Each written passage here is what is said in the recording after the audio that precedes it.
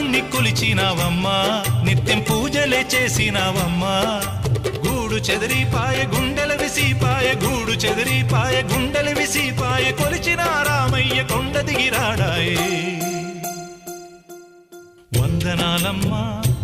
అమ్మా వందనాలమ్మా